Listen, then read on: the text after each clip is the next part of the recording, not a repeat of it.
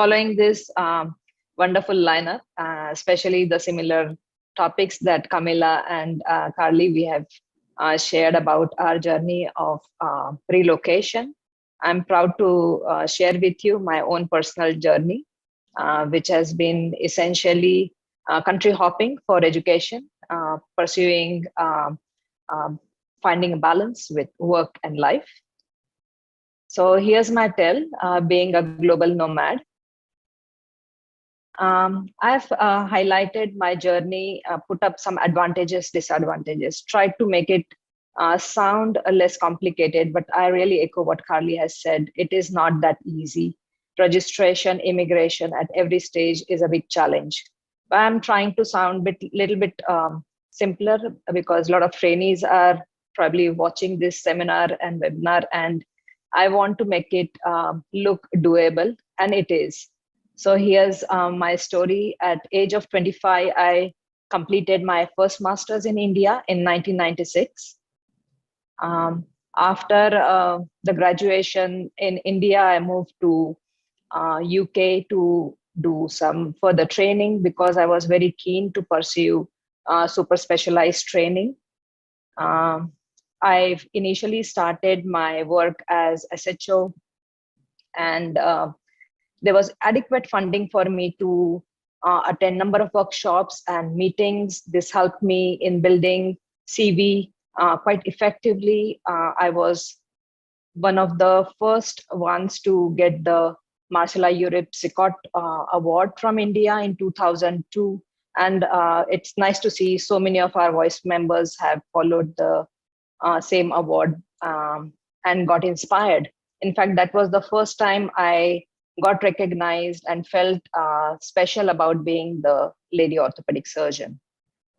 Looking back, my registrar rotation in Liverpool region was one of the toughest part of my career.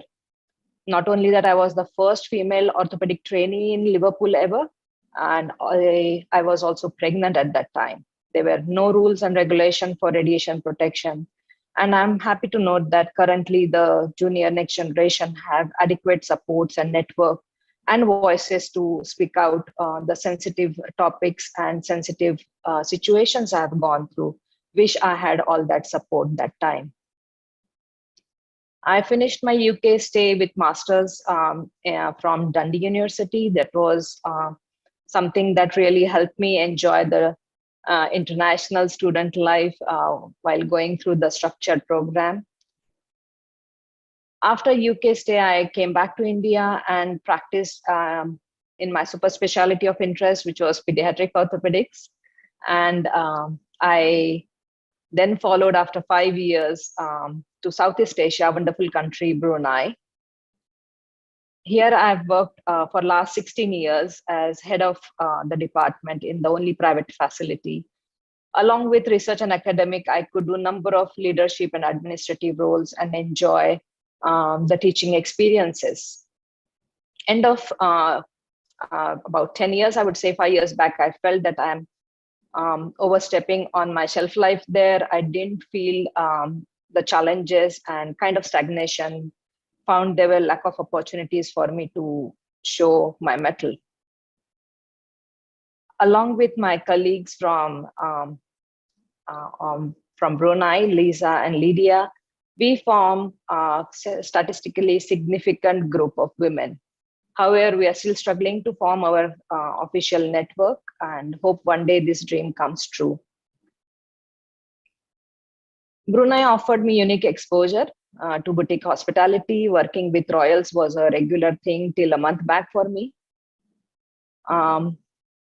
Brunei being part of ASEAN, it was a good exposure for me to form network with the regional societies. We could host number of fellows on a regular basis. Here's Juliet during her fellowship training. I'm still active in a number of Asia Pacific societies. Also, I got opportunity to work and be part of the community, being part of some professional networks.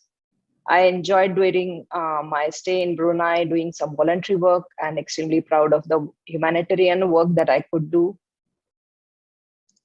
I could stay in touch with my parent country, my colleagues. This is me and Rujuta. We dreamt of having a society, and voice was the dream come true. It allowed me to travel internationally for most of the conferences. I met wonderful ladies. And most importantly, despite my full-time work, I was able to do distance learning. I completed my certificate and master's in sports medicine from prestigious UQ. And this was a very interesting part of my career. I've actually, apart from four, I have actually fifth flag under my belt. I got some studies done in rheumatology as well, because there was gap in availability of rheumatologists in the private sector. So going back to academia, I found it was always challenging. You really need to have mindset. You need to have enthusiasm. My mantra is education never ends. Never stop learning, because life never stops teaching you. I traveled extensively in Southeast Asia. And when I was trying to do this reset, readjust mode, I got a chance of a change, a new opportunity. And here I am, last 1 month in Darwin, and I'm doing my fellowship here.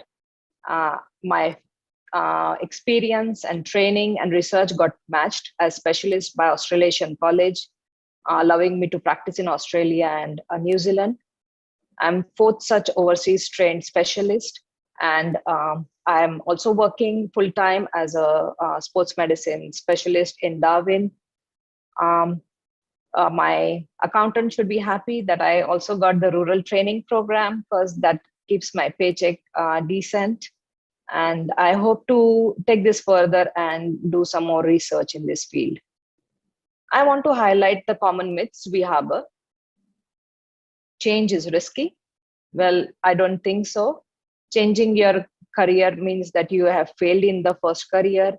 I have always left on high. I've made sure that I'm not burning my bridges. It's very important that you don't get blinded by what you love. And as you progress in your career, your self-worth and self-esteem definitely take precedence. Your passion should not stop you from missing the wider opportunities. And as rightly we have discussed earlier, travel does give you more options. It can take longer time if you don't do time management and financial planning. It's very important to know that it's never a leap of faith. It's a deliberate small chances, changes that you have to make, and you definitely have to create momentum in your career profile. It's a myth that it can be exhausting and it can be expensive, and definitely it's never too late, and definitely you're never too old.